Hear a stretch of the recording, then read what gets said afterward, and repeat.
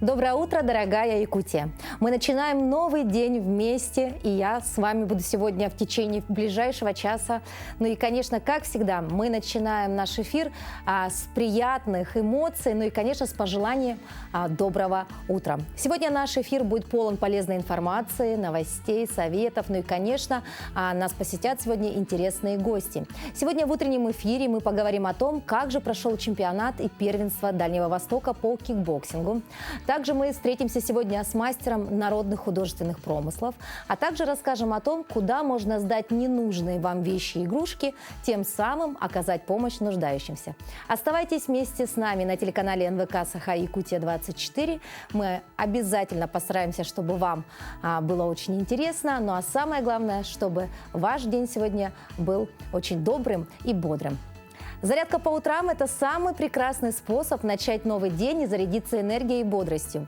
Польза утренней зарядки неоспорима. Она помогает улучшить физическую форму, повысить работоспособность и получить запас позитива на весь день. Гаврил Винокуров подготовил для вас комплекс простых, но очень эффективных упражнений. Встаем, повторяем и получаем удовольствие. Всем доброе утро! Мы сегодня день начинаем с хорошей тренировки. Давайте все вместе встаем. Тренировка максимально легкая. Все упражнения мы будем делать стоя. Все по 20 секунд. Итак, наше первое упражнение – это прыжки на месте. Работаем тазом. И поехали. Тут мы работаем на носочках. Пятками не касаемся. Делаем круговые движения. Про дыхание не забываем. Если мы не дышим, то идет кислородное голодание. Выдох, выдох, выдох, выдох. Молодцы. Так, следующее наше упражнение. Мы руки поднимаем, делаем хлопок и поднимаем колени поочередно. Левое, правое, левое, правое, левое, правое. Каждый раз выдыхаем. Выдох, выдох, выдох, выдох, выдох, выдох. Выдох. Следующее наше упражнение – это повороты. Делаем удар. Лево, право. Помогаем ногами. Выдох. Выдох. Выдох. Выдох. Выдох. Выдох. Выдох. Выдох. Выдох. 3 секунды осталось. Терпим, держим темп. Молодцы. Так, следующее наше упражнение – это джампинг. Кому сложно, можем это делать шагово.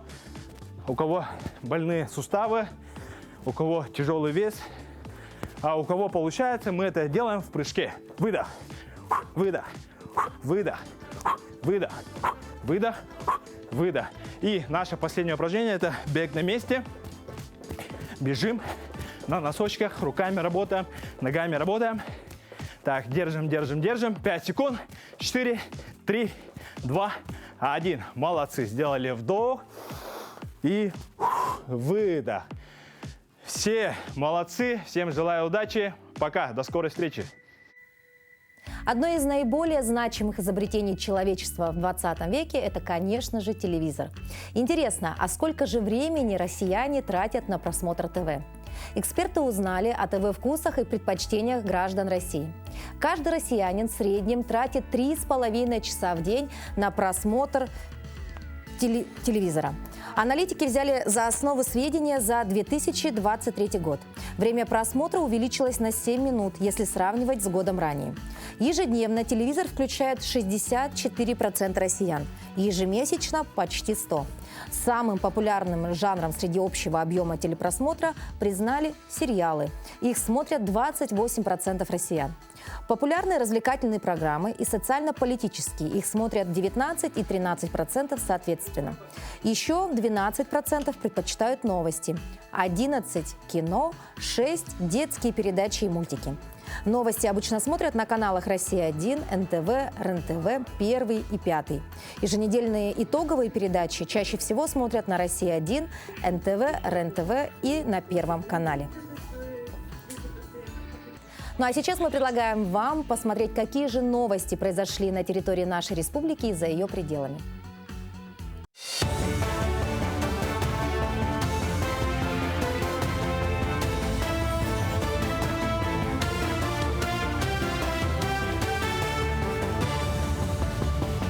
Доброе утро, Якутия. Последние новости к этому часу. В период с 6 по 10 апреля состоится первый в истории космодрома «Восточный» пуск ракеты «Ангара». Инфраструктура для пусков ракет строится на Восточном с 2018 года. В конце прошлого года там прошли испытания с использованием электрозаправочного макета под названием «Ангара-НЖ». На май с Восточного запланирован запуск сразу 2 аппаратов мониторинга геологеофизической обстановки ионосферы на одной ракете «Союз-2». В последнее время в России наблюдается устойчивая тенденция к снижению уровня безработицы. Причем в качестве проблемы в экономике все чаще называется не безработица, а дефицит кадров.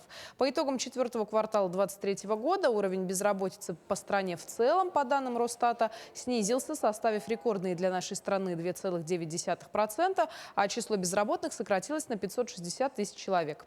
В рейтинге стран Европы по уровню безработицы Россия занимает высокую 4-ю строчку, хотя еще в конце 2020 года была на 18-й позиции. Среди регионов страны в рейтинге безработицы Якутия находится на 75-м месте. Зарплатные предложения в стране выросли почти на 19%. Главная причина увеличения – рост МРОТ до 19 242 рублей. Это влечет повышение окладов и выступает сигналом, что цена рабочей силы растет. Также на тенденцию влияет конкуренция за кадры на рынке труда. Оплата растет и на фоне инфляции. Это способ компенсации частичной потери покупательной способности. Увеличение зарплат в сфере услуг объясняется тем, что население стало больше вкладывать внутри страны. Это стимулирует потребность в специалистах соответствующих профессий. По данным Росстата, среднемесячная номинальная зарплата в прошлом году составила 73 709 рублей, поднявшись на 14%.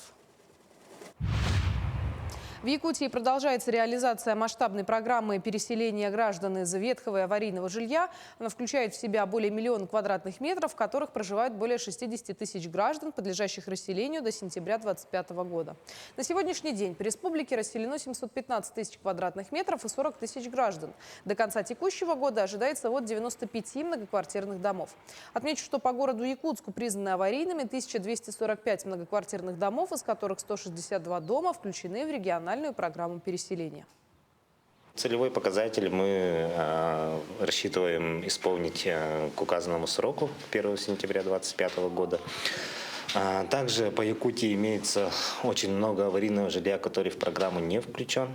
Уже более 1 200 000 квадратных метров, где проживает более 60 тысяч граждан также.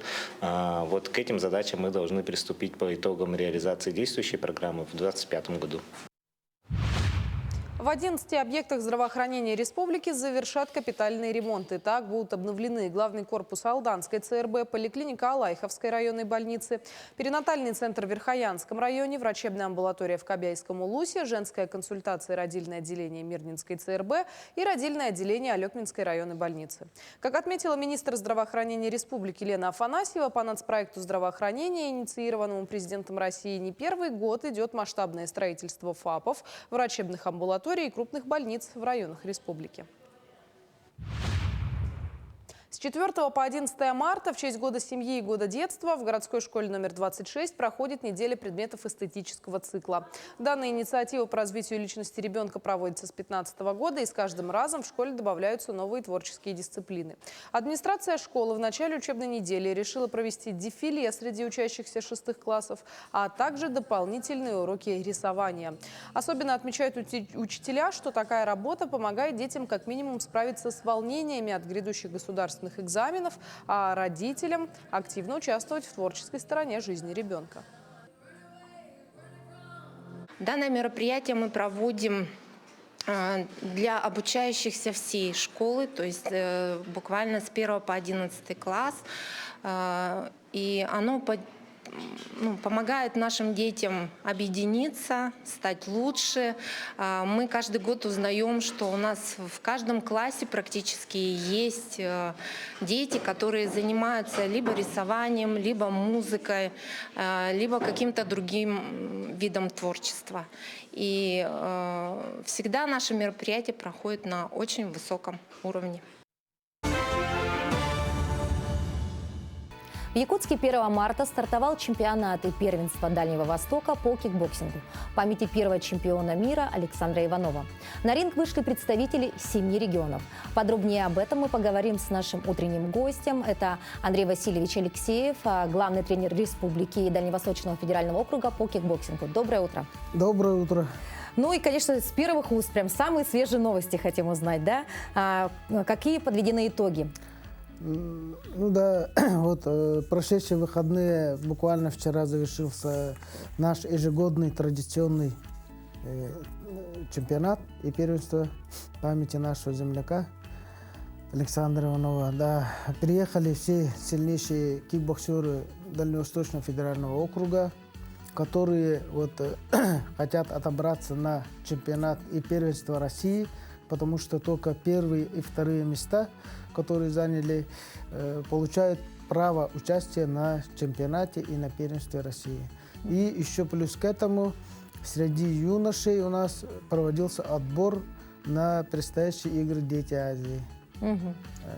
Да, федеральный округ, Дальневосточный федеральный округ выставляет отдельную команду, мы как организаторы отдельную команду.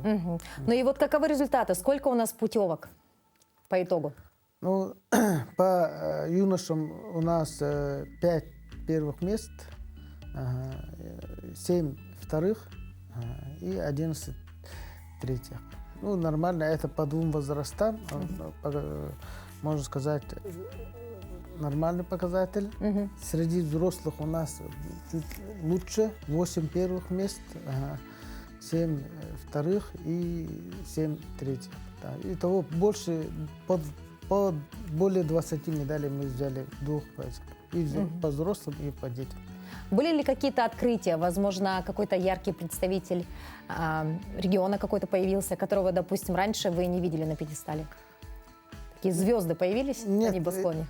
Я как-то таковых у наших гостей не заметил. Они традиционно очень готовятся против нас. Ну, не только против нас, чтобы отобраться на Россию. Да, вот, традиционно сильная конкуренция, особенно Приморский край, Камчатский край, вот, Хабаровский край. Они очень постоянно конкурируют с нами. А сколько всего участников было? Участников более 100 участников. Но я спрашивал у представителей Приморского края, там, у Хабаровска, почему еще больше могли перевести. Они говорят, что перевозят только тех, они между собой у себя отбор делают, и только самых-самых сильных, потому что билеты до нас очень дорогие, говорят, дороже, чем до Москвы. Ну, такие вот. Нет. То есть транспортная система продиктовала свои условия, да? Могли бы и больше привезти? Да, они могли бы, но из-за... Да. Если взять вообще историю всего кикбоксинга, да, республики, а вы как человек, который уже много лет находится, да, вот именно непосредственно в этой теме, да, есть ли какая-то динамика? Молодежь сейчас охотно идет в этот вид спорта?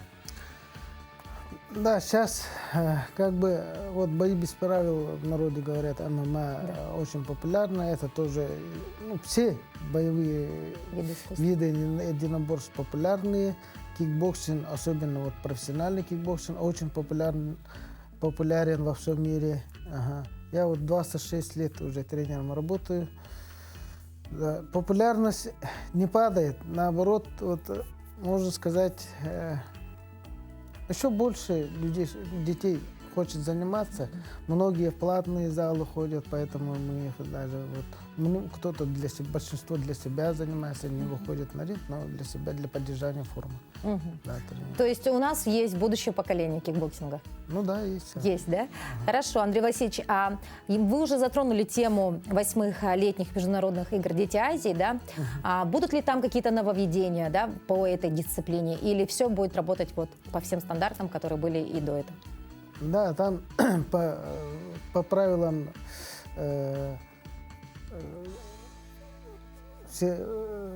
ФКР, то есть Федерация кикбоксинга России, будет проводиться этот турнир международный в рамках «Дети Азии». дисциплине лоу-кик. Но что хочу сказать, в данный момент Российская Федерация кикбоксинга не допускается на чемпионаты мира, на Европу. Поэтому для нас, для российских кикбоксеров, это вот Дети Азии, это самое вот такое событие, большое международное для детей особенно. И вот приедут много гостей из Москвы, со всей России приедут. Вот. Поэтому ждем большое такое грандиозное событие. Ну да, вся республика ждет этого, да? Вы сказали, что на Не только для нас, для всей России. Для всей России. Это большое событие. Да. Вы сказали, что на правах хозяев у нас есть, конечно, преимущество, да, в количественном соотношении, да, спортсменов. Вот сколько будет спортсменов представлять нашу республику? Ну, 7 весовых категорий. Поэтому в каждом весе по одному спортсмену, по 7 спортсменов, по 2 тренера.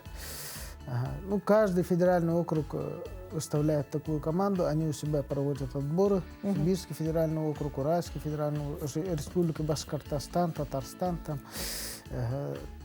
вот много будет регионов России, азиатских регионов. Там еще плюс Москва. И Беларусь будет еще. Республика Беларусь, они очень сильные. И вот ближние азиатские страны, это Казахстан, Кыргызстан, они очень сильные в кикбоксинге традиционно. Традиционно, да? Да. Вот вы сказали, что вы работаете тренером уже 26 лет, да? А у нас вот все-таки основа, да, тренерского состава, это вот такие опытные люди, как вы, или вы видите, что и молодежь охотно идет вот в такую интересную профессию, как тренер? Сейчас многие мои воспитанники работают тренерами. Я очень рад, но горжусь, что они вот наше дело продвигают дальше, развивают. Но вместе со мной работают опытные тренеры. Это вот, например, Уйсхан Анатольевич Барашков, он сам мастер спорта международного класса, мы с ним вместе тренировались, очень опытный. Он сейчас возглавляет команду, которую он готовит на игры Дети Азии, непосредственно юношескую команду он готовит, и тренеры под его руководством, детские тренеры, готовят нашу команду на игры Дети Азии. Ну, значит, первенство Дальнего Востока, да, позади. Мы ждем первенства, да, на уровне уже федеральном, да. Также мы ждем обязательно чемпионат России, да. Ну и, конечно, таким финалом всего это будет Дети Азии, да. Чемпионат России в ноябре будет. Наоборот, значит, да? Сейчас будет первенство России в мае месяце, и вот после этого Дети Азии будут. То есть ждем непосредственно, переживаем за наших спортсменов, значит, на первенстве России, затем Дети Азии, а потом уже чемпионат России. Да. Вот такой календарный план. Спасибо большое за то, что посетили наш эфир. Мы, конечно, желаем вам и вашим подопечным побед, побольше золотых, серебряных и бронзовых медалей. Ну и, конечно, пускай кикбоксинг в республике развивается. Спасибо вам. Ну а мы продолжаем тему спорта. Звезда фридайвинга Мария Альшевская 29 февраля установила новый рекорд России по подледному погружению без гидрокостюма. Она нырнула на 40 метров под лед озера Байкал в одном купальнике и без специального оборудования. Подробности узнаем далее. Мария Альшевская задерживает дыхание и ныряет в прорубь. Через некоторое время спортсменка поднимается к поверхности воды со специальным тегом, подтверждающим пребывание на глубине 40 метров. Добытие этого тега со дна будет являться доказательством фиксации того, что спортсмен нырнул на необходимую глубину. То есть вот эта тарелка вот с этими тегами, она будет находиться на глубине 40 метров. И принеся тег, оторвав и принеся его на поверхность, спортсмен подтвердит свой результат. 40 метров, белая карточка. В Федерации фридайвинга сообщили, что погружение заняло 1 минуту 20 секунд. Рекорд был установлен при температуре воздуха -20, а воды +2. Время, которое мы проводим во время выполнения глубинных нырков оно не имеет значения, то есть у нас не засекается это. Важно только достигнуть заявленной глубины и вернуться на поверхность, выполнить протокол поверхностный, то есть подтвердить, что я нахожусь в сознании, полностью контролируя ситуацию, но вы его могли видеть. Альшевская отметила, что главной задачей было погрузиться на рекордную глубину без привязки ко времени погружения. Разумеется, во время тренировок я постепенно увеличивала глубину, и, в общем-то, время, которое будет затрачено на нырок, оно ожидаемо, потому что я уже и так знаю, с какой скоростью я иду вниз, с какой иду вверх, и страхующие тоже могут ориентироваться и знают, когда меня нужно встречать. Оказалось, это не первый рекорд. Ранее спортсменка стала обладательницей рекорда Гиннесса по задержке дыхания в ледяной воде. У меня был рекорд Гиннесса по задержке дыхания в ледяной воде. Это была статическая задержка дыхания, просто вдохнуть и лежать на поверхности, не дыша. Альшевская занимается погружениями в ледяную воду с 2020 года и регулярно тренируется. Девушка несколько раз в неделю посещает бассейн и тренажерный зал, а в холодное время года ныряет в прорубь. На календаре 5 марта. Наши предки говорили, родителям нужно помнить, что в этот день нельзя делать стрижку детям до 7 лет.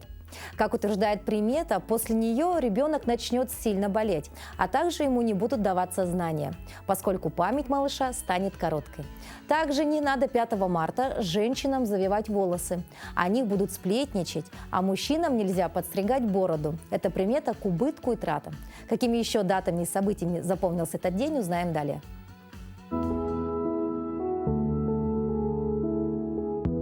На календаре 5 марта. В Якутии сегодня отмечается День народного мастера. Сегодня также День выключенных гаджетов. По народному календарю Тимофей Весновей. И если день выдавался погожим, такой же должна была быть и вся весна. Этот день в истории. В 1711 году указом Петра I учрежден Сенат. В 1914 образована киностудия «Ленфильм».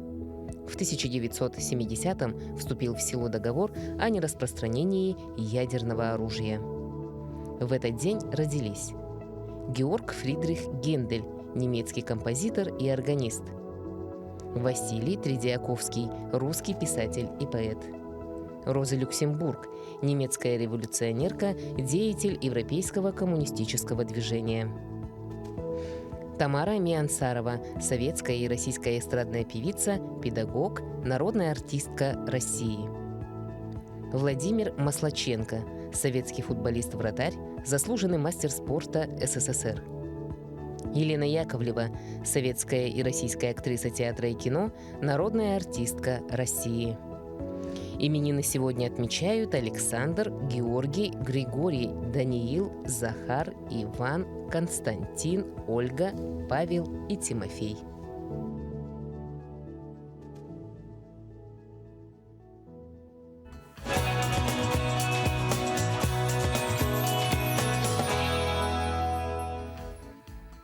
Вчера, 4 марта, в мраморном зале Дома дружбы народов состоялось открытие 14-й республиканской выставки-ярмарки «Якутия мастеровая».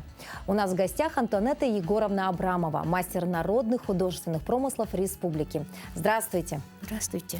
Сразу хотелось бы отметить ваш прекрасный такой национальный костюм. Да. Наверное, скорее всего, именно с ним вы и принимали участие, да, в выставке? Да, конечно, вот этим я принимала участие. Это эвенский наш национальный из Ровдуги. Все. Вот это я же сама шила. А вот эта работа очень труда, вообще много работ. Тут я вот представляю. Давайте, возможно, для зрителей, которые видят впервые, да, подобный костюм, расскажем, из чего вы, собственно, его сделали. Так, во-первых, это шкура оленя. Да? Оленя, шкура, зимняя шкура оленя. От этого они скабливаем вот эти шкуры, вот эти, как сказать, свежие, совсем свежие эту шкуру, мокрую. И отсюда скабливаем вот эти шкуры, сами вот эти мех, да? Так, и после этого отскабливания мы потом его высыхаем на воздухе, чтобы 2 месяца или 3 месяца вот там на воздухе стоит. Высыхает. Высыхает. И после этого мы уже берем и скабливаем с другой, и с этой стороны, и с другой стороны. А вообще очень трудно, очень. Я представляю, Да. у меня даже дыхание, да, знаете, так остановилось, пока я слушала про этот интересный процесс, да. Ну и, соответственно, потом вышивка. Вышивка тоже имеет огромное значение в ваших Да, стилях, у меня правильно? вышивка очень даже. У нас, например, вот эти вышивки, все, вот эти цвета, вот эта вышивка у нас все родовое. Родовое. Ага, я родом из Себянкойля, Ламынхинского национального наследия, которые там, компактно живут оленеводы, эвены, где сохранили свой язык, свою традицию, свою культуру. Вот, все. Сразу вот вы сказали, что это у вас все, да, вот имеет значение. А можете поделиться, может быть, секретом или таинство какое-то? Вот что это означает? Ну, это означает у нас, например, атаки. Это атаки, вот по-венски атаки, да? А по-якутски огойорос. А по-русски это уже совсем другой, как называется, паук. Паук. Вот этот паук, ага.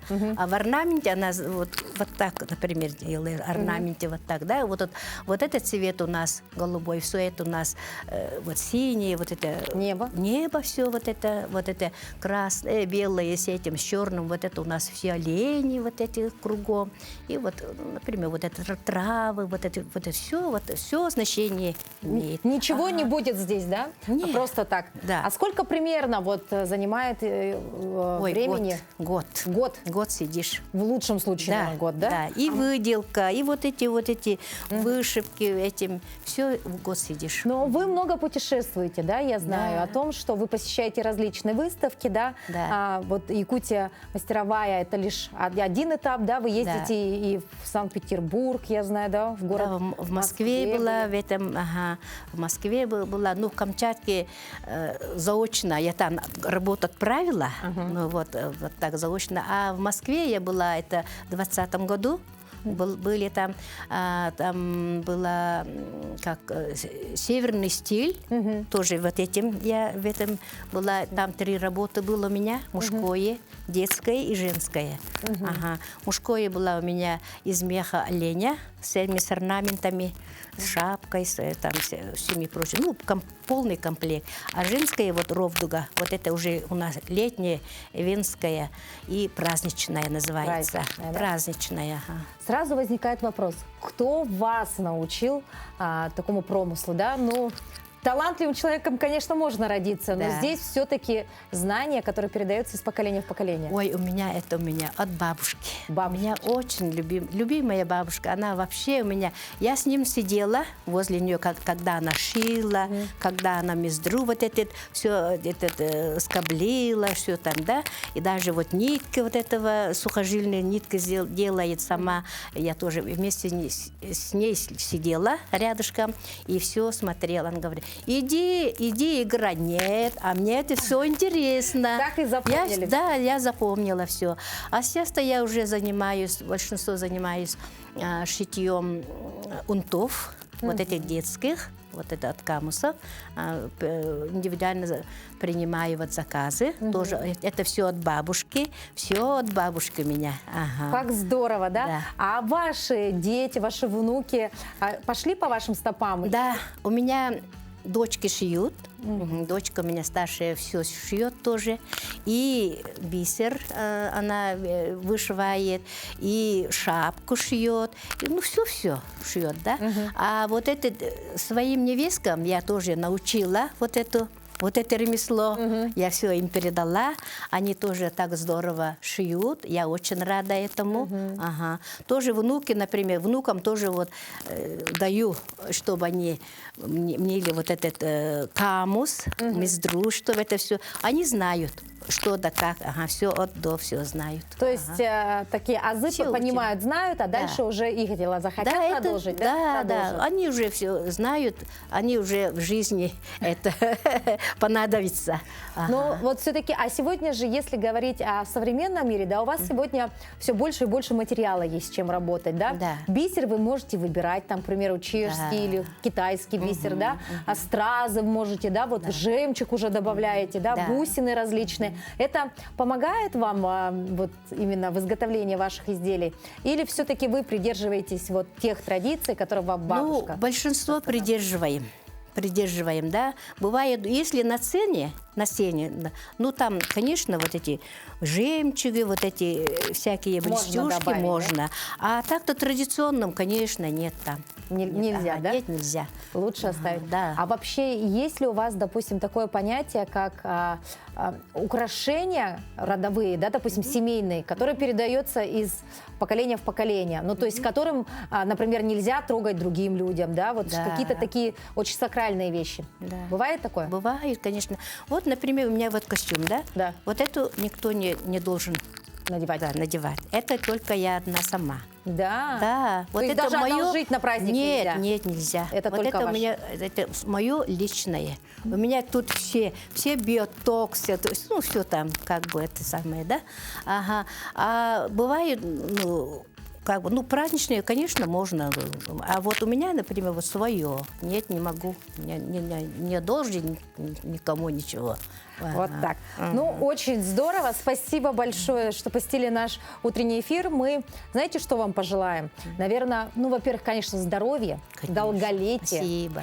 И обязательно, чтобы вот именно ваше творчество приносило вам огромное удовольствие, и чтобы ваши навыки и ваши знания передавались, конечно, из поколения в поколение на долгие-долгие годы, а ваши работы продолжали радовать нас, зрителей. Спасибо большое, спасибо. Спасибо вам.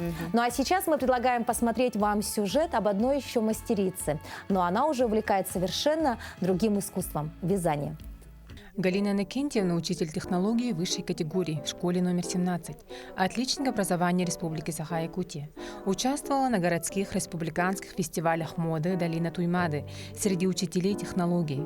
Удостоена премии имени народного мастера Босиковой «Гран-при», на заочном фотоконкурсе фестиваля декоративно-прикладного искусства «Комиссютюк», МБО окружного центра народного творчества город Якутск, Центр культуры имени Абутовой-Эверстовой удостоена Гран-при. Награждена знаком признания заслуг от Якутской городской думы. Вязать я научилась еще в школьные годы. Меня научила моя мама. Первая моя большая работа – это была вязаный жилет. Он был связан терракотового цвета, как я сейчас помню. Носила поверх школьной формы и была очень горда, что я его выполнила сама. Увлеклась вязанием. Это мое любимое хобби. Беру в руки вот такой маленький крючок, беру пряжу, петелька за петелькой. Начинаю вывязывать, превращаются в аксессуары, в блузки, в платье. Галстук мужской, они с сережками, вот так отдельно. Брошка, фиалки, их можно тоже, например, брошь-фиалка, сережки. Это из деревянных бус, они обвязываются нитками ирис. И такая мышка здесь тоже у нас бусинка, хвостик у нас проволока и сыр несет. Глазки, носик, бусинка. Галина Иннокентьевна передает свой опыт подрастающему поколению, учит девочек вязать крючком в школьном кружке. В школе веду кружок «Затейливые узоры», где дети, конечно, занимаются крючком. И когда мои девочки начинают вязать крючком, сначала говорят: ой, у меня не получается, а потом я вижу, как у них очень хорошо получается, у них глаза загораются. Это стоит многого, да? И поэтому, значит, дети мои участвуют на различных конкурсах, на городских, на республиканских, на международных и занимают призовые места. Поистине уникальные вещи создает Галина Иннокентьевна, вещи, которые можно носить и на подиуме, и в повседневной жизни. Создаю авторские коллекции, такие как, например, «Очарование узора», филейное вязание, на которых различные узоры якутские. Ну, в основном это, конечно, лировидный узор, который олицетворяет женское начало. И девочки мои, помощницы 8 Б-класса, представят вам мою эту коллекцию. Комплект сардана. Состоит он у нас из платья, сумочки и комплект у нас. Комплект выполнен в техники сутаж, узор лировидный, да, женское начало, и вот цветочки сардана. И снизу тоже они идут, вокруг платья сардана. И на сумочке тоже у нас цветок сардана. Украшения выполнены сутажом, это тоже сардана. Вот у нас идет вот 3 их, и как бы тут листочки, висюльки, и сверху тоже головной убор, тоже цветок сардана. Туника, спереди у нас лировидный узор, здесь у нас снежинки, горловина пройма обработана рюшечками, и по низу тоже идут такие оборочки. Сзади у нас лировидный узор, олени и снежинки. Комплект состоит из платья стилизованного якутского, с узорами с якутскими, сумочки легкой такой и головного убора. Рюшечками украшена горловина, манжеты и оборка снизу. Комплект состоит из туники с лировидным узором, который у нас украшен бисером, сверкает он очень красиво. На рукаве и снизу изделия у нас рюшечки, головной убор и сережки, стерхи. Платье у нас украшено узором хомус, олени, чорон и лировидный узор. Слева у нас украшено рюшечками для придания нежности. Снизу у нас идут тоже сборки, и по низу идут узоры. Ободок связан розочками под цвет нашего платья. Сзади у нас эмблема Якутии. Выглядит таким образом. Пусть в вашей жизни найдется место для рукоделия, в том числе и вязания, что принесет вам радость, творчество и душевного удовлетворения. Мы не перестаем удивляться тому, какая у нас республика. Мы богаты своей культурой, своим народом, своей историей. А природные богатства – это наша сокровищница. Что не продукт, то уникальность. Кемпиндяйская соль – это настоящий бренд Сунтарского улуса. Сведения о ней можно увидеть в уставе о соли, подписанной императрицей Екатериной II еще в 1781 году. Соль производится методом естественного вымораживания в зимний период. Такой метод применяется только у нас в Якутии. О соляных источниках и истории добычи соли подробнее узнаем из нашей постоянной рубрики «Книжная полка». Доброе утро! Сегодня я хочу вам рассказать о книге, в которой говорится о кемпиндяйских соляных источниках. Это предварительный отчет экспедиции в Сунтарский соленосный район Петра Людвиговича Драверта, изданный в 1908 году в Якутской областной типографии.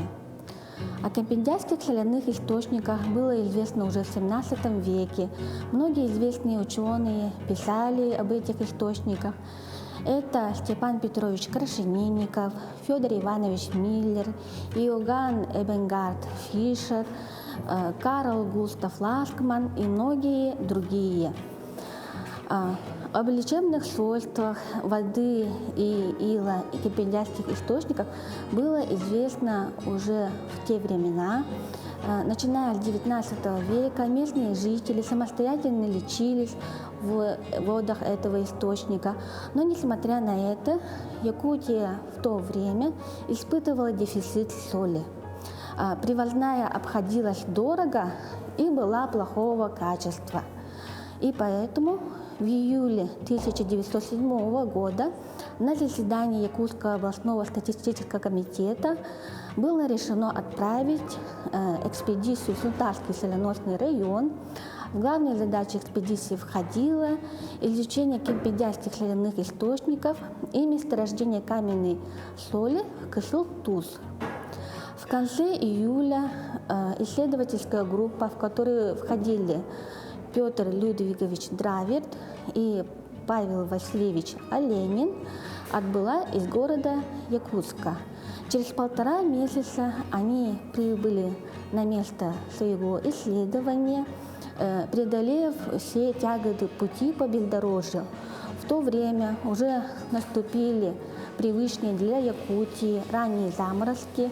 Они построили себе жилище наподобие якутской юрты на берегу реки Кемпиндяй и жили там во время экспедиции. В этой книге Петр Людвигович привел описание нескольких озер, их минералогический анализ, а также опубликовал опыты по исследованию радиоактивности кемпельдайских источников, замеры радиоактивности воды и ила. Это проводилось потому, что в начале 20 века считалось, что радиоактивное излучение полезно для организма, обладает целебными свойствами. Также он привел описание озера безымянного на берегу реки Кемпельдай, которое он назвал озером Эскулапа. Название не прижилось, но сохранилось для истории в этой книге. Эта книга была оцифрована в рамках национального проекта «Культура», и цифровая копия доступна на сайте нашей библиотеки, а также на портале НЭП «Книжные памятники».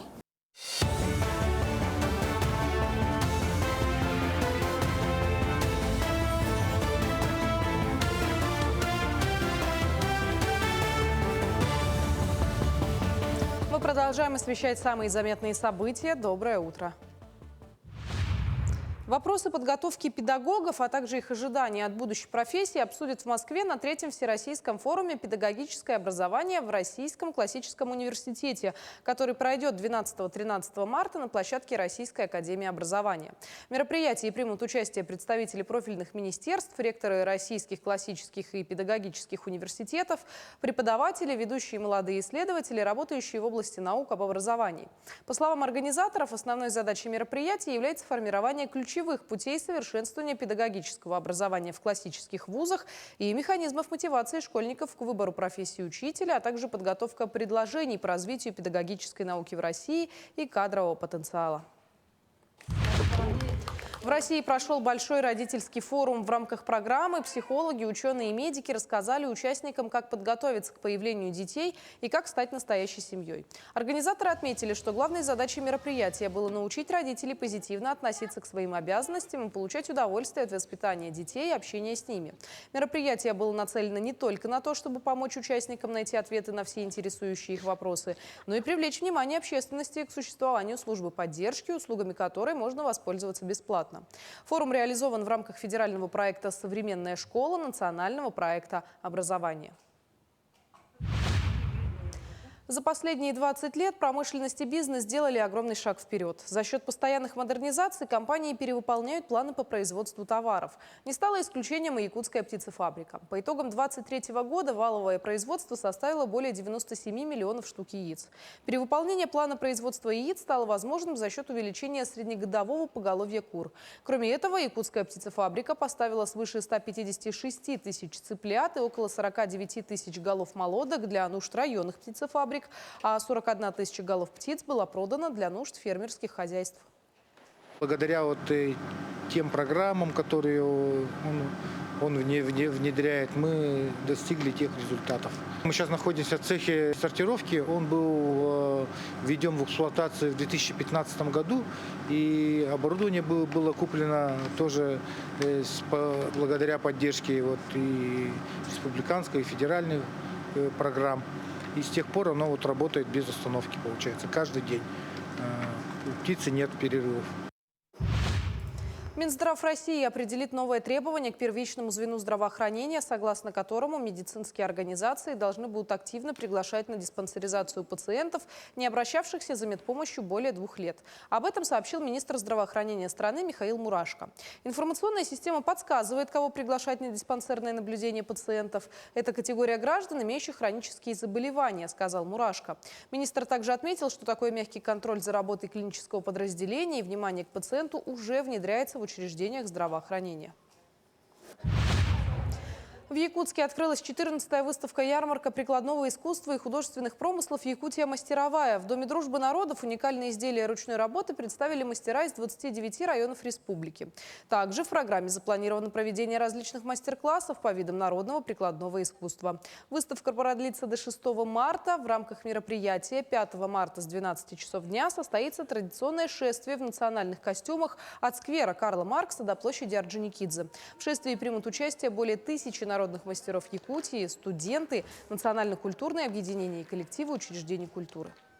С малых лет мы вместе с оленеводами ездим по тайге. И все равно нам все надо уметь. С малых лет нам надо все уметь. И шить, и рыбачить, и охотиться, и пасти оленей. И поэтому мы все привыкли с малых лет шить. Конечно, это шить тяжело. Мы еще сейчас продолжаем шитье наших предков. Мы шьем до сих пор с этими жилами, сухожилиями оленей. Пользуемся и хотим оставить для своих потомков. К этому часу это все новости. Оставайтесь с нами. С 25 февраля на территории Ямало-Ненецкого автономного округа началось досрочное голосование на выборах президента России. Отдельных групп избирателей, которые проживают в труднодоступных, отдаленных районах округа, а также рыболовецкие поселки, оленеводческие бригады, которые живут и работают непосредственно в самой тундре, а также рабочие, которые работают вахтовым методом на нефтегазовых месторождениях. Они уже отдали свои голоса.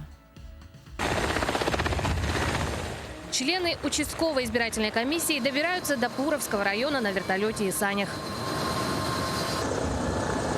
Избиратели регистрируются и отдают голоса за кандидатов.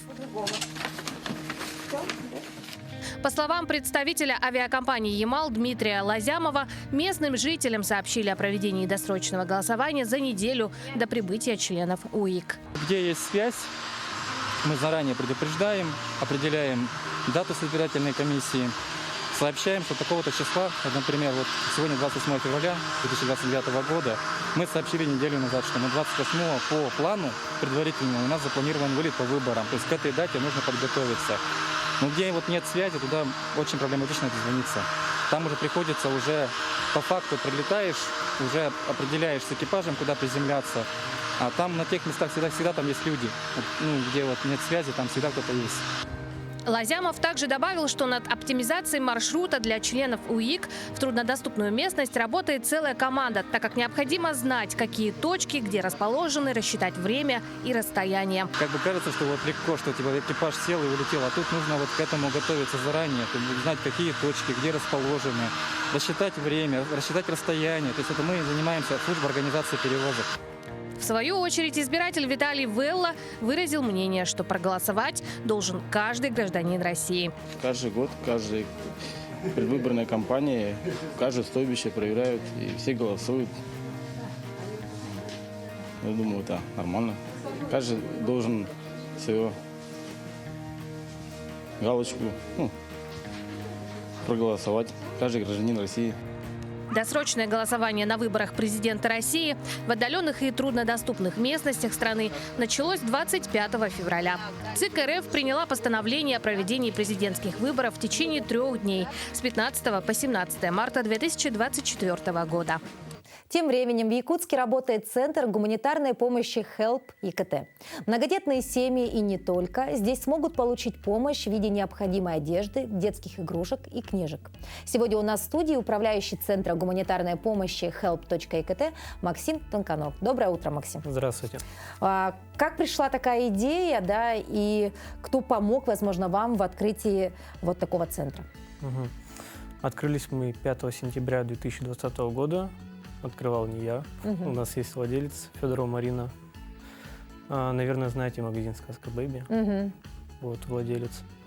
Идея пришла так, что аренду снизили.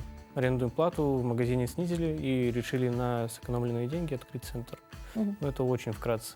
Очень вкратце. Ну, собственно говоря, открываете вы центр в 2020 году, да, получается? И то есть уже сегодня 4-й год работаете, да? Да, все верно. Сразу следующий вопрос. Как происходит процесс работы? То есть как люди могут принести вам свои ненужные вещи, да? И каков вообще этот сам путь от начала подачи там заявки или там заканчивая конечным результатом? Никаких заявок нет.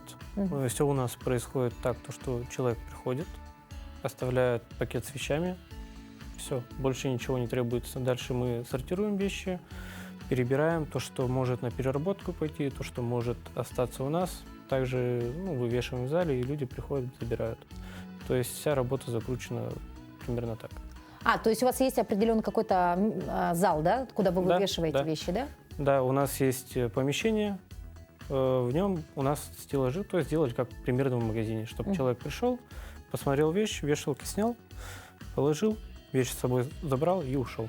Ну, знаете, тогда сразу бывают, наверное, такие случаи, когда приходят люди и берут очень много. Здесь есть какие-то ограничения? Ограничений никаких нет. То есть, если человек пришел и хочет собрать целый мешок, то пожалуйста. Да, конечно. Главное, хватило бы сил, да, дабы его нести? Да, главное, чтобы люди сами его носили, как бы у нас доставок никаких нет. Вы сказали, вы сортируете, да, вещи, которые приносят вам волонтеры. Что вы принимаете и что категорически не нужно приносить вам? Принимаем все. На самом деле, то, что людям может пригодиться в быту, начиная от книжек, заканчивая памперсами, посудой, одеждой, обувью. Продукты длительного хранения принимаем. На этом, наверное, все. Вещей, которые бы мы не приняли, наверное, нет таких, но нежелательно приносить каблуки. В данном сегменте они не пользуются Каблуки? популярностью. Да. То есть обувь на каблуках, девочки, пожалуйста, лучше не надо приносить, да? Принесите на плоской подошве. Хорошо. А есть ли, допустим, какие-то определенные требования к вещам, которые вы приносите? Требования, наверное, я бы не сказал, что это требования, у нас критерии есть. Смогли бы люди одеть эту вещь на себя и на своего ребенка. Все, больше никаких критериев. Ну, то есть это визуально, да, должна быть обязательно чистая, целая вещь. Да. Даже если это БУ, ничего страшного. Да, то есть не обязательно новые. Большинство БУ. Максим, но у вас уже довольно такой долгий опыт работы, да, то есть вы говорите, с 2020 года открыто, то есть 3 года работаете. На вашей памяти была ли какая-нибудь такая интересная история, вот, которая навсегда, я не знаю, отложилась в вашем сердце, либо, возможно, которая вас побудила еще больше отдавать себя в таком благом деле, как благотворительность? Да, есть такая история. У нас есть девушка одна, она ходит с самого открытия. Я, то есть, как бы почти с открытия пришел, и потом уходила на год в армию. И она ходила к нам, получается, потом, как я после армии пришел, вернулся, с ней встретился, поговорили, она рассказывает то, что она ходила к нам в центр, очень все плохо у них было в семье, вот, кардинально. И получается то, что благодаря тому, что она смогла у нас одеваться, одевать детей, они сэкономили деньги, начали хорошо питаться, то есть даже правильно, я бы сказал, потому что правильно питаться это все-таки недешево. Недешево, да. Да. Потом купили машину, то есть все наладилось у них отлично, и сейчас начала заниматься своим делом, начала шить бахилы многоразовые. Многоразовые бахилы, такой мини-бизнес, все же, да, приносит доходы. Свой старт, так скажем. Вот эта вот история меня задела очень, то, что, очень большой, так скажем, вклад мы внесли в людей. То, что все-таки помогаем. То есть такой яркий пример тому, что помогать нужно. Да. И если помогать, как бы так сказать, организованнее, то, возможно, наглядный пример тому, что человек полностью встал на ноги и сегодня уже может спокойно помогать уже другим людям. Да, все верно. Ну и давайте тогда конкретно уже про адреса, куда можно к вам прийти, отдать вещи, либо, если вдруг я нуждаюсь в чем-то, обратиться к вам за помощью. Мы находимся на Вилюйском переулке 6, бело-синее трехэтажное здание, это ориентир наш, трехэтажное здание одно там. Все, то есть находимся там на 3-м этаже, торговое здание «Партнер». Туда можете приходить, рабочие дни со вторника по субботу, выходные понедельник, воскресенье. Выдаем вещи с 11 до 3 и принимаем с 11 до 5. То есть до 3 люди могут приносить и брать вещи, после 3 только приносить вещи. Максим, а если у меня нет возможности, к сожалению, я очень, допустим, занятой человек, да, а есть ли возможность, чтобы волонтеры приехали ко мне на дом и забрали баулы с вещами? К сожалению, нет. К сожалению, нет. Ну а если вдруг кто-то из наших сейчас зрителей захочет стать первым волонтером, который готов объезжать некоторые адреса и привозить к вам, возможно ли сотрудничать с вами? Да, однозначно да, мы будем очень рады. Но в таких случаях, допустим, если у людей шкаф, например, хотят шкаф отдать, мы связываем их с человеком, которому нужен шкаф. То есть немножко так работа идет, и сам человек приезжает, забирает шкаф. То есть крупногабаритную мебель можно также с вашей помощью передать в нужные руки? Да, все верно. Спасибо большое, Максим. Еще раз напоминаю вам о том, что сегодня мы говорили про работу Центра гуманитарной помощи help.ekt.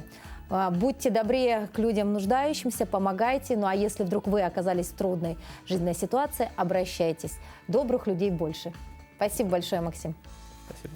Как приятно, когда активная молодежь объединяется в сообщества, организует различные акции, мероприятия, будь то благотворительные, спортивные или общественные.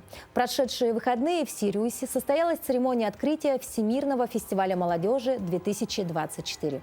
Участники мероприятия стали свидетелями шоу с участием артистов, певцов и актеров балета, исполнили гимн России, а также взаимодействовали с искусственным интеллектом. Наше эфирное время подходит к концу. И по доброй традиции мы завершаем его интересной новостью, уже мирового масштаба. Любителей всевозможных гаджетов скоро ждут пополнения коллекций. Возможно, это будет прозрачный ноутбук, гибкий смартфон или умное кольцо. Для управления компьютерным курсором больше не нужны тачпады или мышки. Финская компания привезла на Всемирный мобильный конгресс в Барселону свою разработку под названием Wow Mouse. Она заключается в том, что для управления курсором нужны лишь жесты рук, умные часы и приложения. Само приложение отслеживает движение пальцев пользователя. Оно доступно на часах Google Pixel Watch 2. Приложение распознает, когда ваши пальцы касаются друг друга. После этого оно создает вибрацию, которая проходит через сухожилия и улавливается гироскопом умных часов. То есть каждый раз, когда вы соединяете пальцы, датчики в наших умных часах и фитнес-трекерах улавливают серию вибраций. Еще одна новинка – сгибаемый смартфон. Его можно носить на запястье в виде браслета, при этом он сохраняет все функции телефона. Внешне он выглядит как обычный смартфон. Когда у вас заняты руки, например, во время шопинга, и вы пытаетесь просмотреть свой список покупок и взять что-нибудь с полки и положить в корзину, то телефон некуда деть, и его можно уронить. А этот можно просто взять и надеть на запястье. И тогда руки будут свободны. А это умное кольцо, которое постоянно контролирует жизненные показатели и использует искусственный интеллект, чтобы давать советы по поддержанию здоровья. Это плюс к другим данным, которые можно собрать с помощью умных часов или других платформ. Искусственный интеллект помогает объединить все эти данные, а потом дать вам несколько полезных советов по коррекции поведения в повседневной жизни. В целом, многие компании в этом году делают упор на технологии искусственного интеллекта. При этом ряд экспертов утверждает, что они затрагивают многие юридические и этические проблемы. Вот таким было утро вторника. Мы не прощаемся, мы говорим вам до новых встреч. Уже завтра в 7:00 мы ждем вас на телеканале Якутия 24. Доброго всем утра!